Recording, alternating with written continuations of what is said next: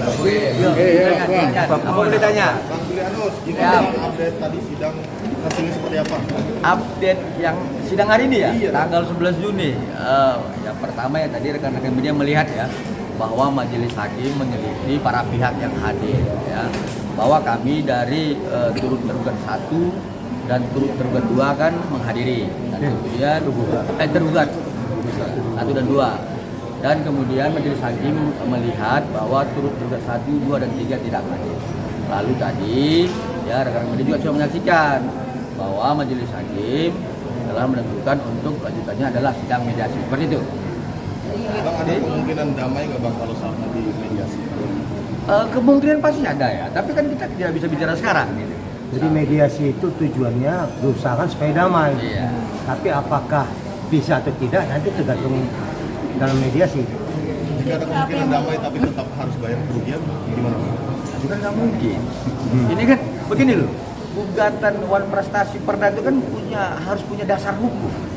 Kemudian si penggugat harus punya hak dalam hal itu.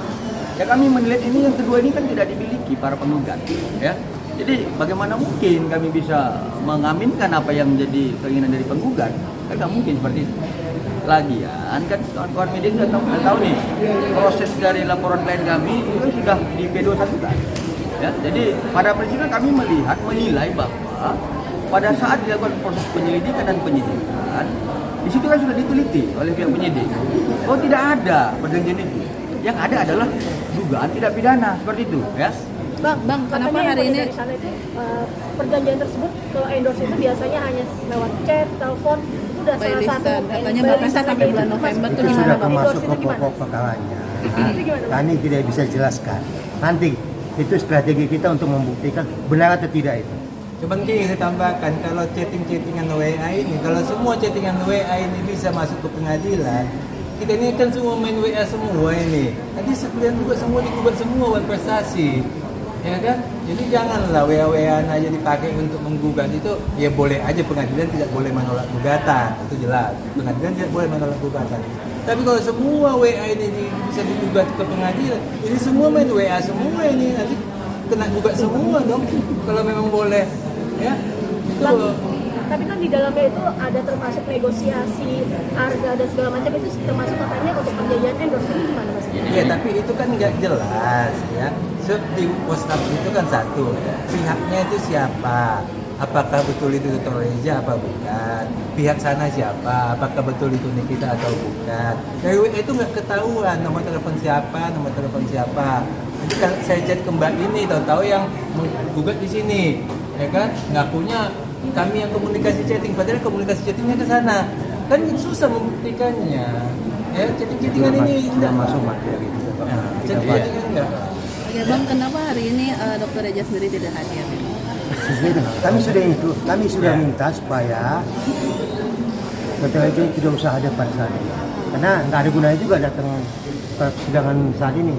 Jadi begini ya, saya tambahkan ya. Sidang kita yang awal pertama sama sidang kedua ini masih administratif awal.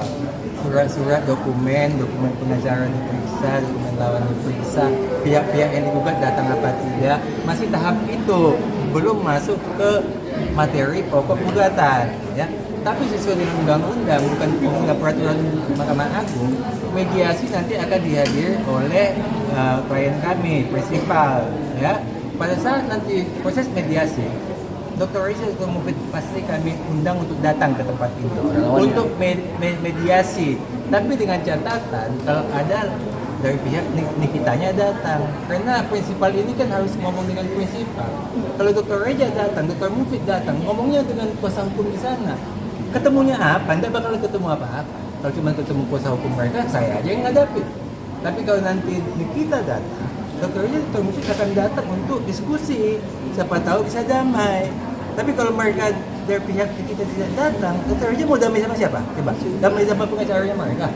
Hah? Nggak bisa kan damai sama pengacara? Damainya itu harus Dr. Reza, Dr. Mufid, damai dengan kita, itu bisa.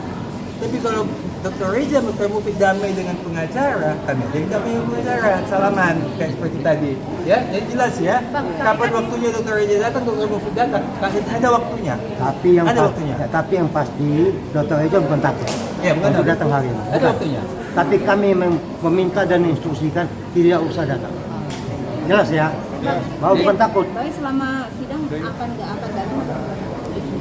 Mana? Selama sidang Ya. akan dihadirkan.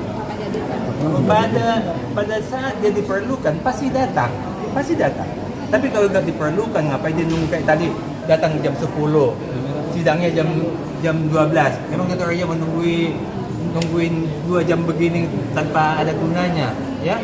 Pada saat dibutuhkan pasti datang. Kita pastikan datang. Tapi agenda Bang, tadi kan- mediasinya sudah tahu Pak tanggal Ini berapa? kita lagi mau ketemu sama mediator. Bang, tadi kan dari pihak sana mengatakan kalau memang misalkan NM sendiri mau hadir kami kita harus ada persetujuan atau ACC dari kejaksaan. Tapi kalau kejaksaan tidak mengizinkan berarti kan bisa diwakilkan atau seperti apa? Itu urusan mereka izin. Ya, itu urusan mereka lah. Iya, Kalau mereka tanya, jangan pihak kami. Nah, tapi kan harusnya kan dua-duanya hadir. Tapi Iya. kan kalau dari pihak sana tidak disetujui oleh kejaksaan, berarti Dr. Reza itu juga tidak hadir. Ya ngapain? Itu makanya saya katakan tadi ya, mediasi itu Dr. Reza, Dr. Mufid harus ketemu dengan kita supaya ada deal-dealan. Ya, kalau Dr. Reza datang, Dr. Mufid datang, di kitanya tidak ada. Dia mau deal sama siapa Dr. Reza, Dr. Mufidnya? Mau deal sama siapa? Sama pengacara dealnya. Kami aja yang deal. Ya paham ya? Jadi ada konteksnya dia wajib datang. Pada saat diwajibkan pasti kami datangkan. Pasti itu. Kalian tunggu aja, pasti kami datangkan. Bang, maaf saya potong Bang. Ya, ada bocoran agenda mereka di pembenaran Ya begini, jadi kalau misalkan kita mendebar isu seperti itu tanpa satu fakta kan nggak bagus juga ya. Ya kami sebagai kuasa penasihat hukum ya dalam pidana sampai dengan sekarang ini kan tidak dan belum mendapatkan informasi resmi dari pihak Polda Metro Jaya. Apakah kapan dipanggil dan sebagainya terhadap lapor apa kami belum dapat. Ya. Jadi belum. Jadi mohon supaya informasi seperti itu tidak lagi dikembang-kembangkan ya. Seperti itu. Baik. Bang, soal ini, yang N21 ini soal pidana, gimana tanggapannya? Kita sudah Iya. Jadi kan begini, ada istilah hukum itu selitis ya di dalam kejaksaan. Ini kejaksaan ini kan punya wewenang sekarang ini setelah dilimpahkan dari penyidik kepada kejaksaan. Nah, satu yang perlu kami sampaikan bahwa ketika rilis dari Kejaksaan Negeri Jakarta Selatan adanya perubahan salah satu pasal ya, 369 ya dari 368 ke 369 itu wewenang jaksa. Satu. Nah, yang kedua perlu kami sampaikan di situ ada disampaikan ya tentang pasal penyertaan pasal 55 ya itu kalau nggak salah kemarin dengar itu. Tapi nanti yang pastinya kita dengarkan dalam persidangan ya. Di dalam pasal 55 penyertaan artinya itu ada plagian, non plagian, medal plagian dan yang menyuruh. Artinya berarti ada yang lain ya seperti itu.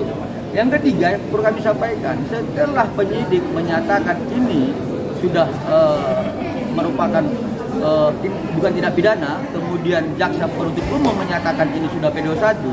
Kalau menurut kami kan gugur yang dinamakan perjanjian yang disampaikan dalam prestasi.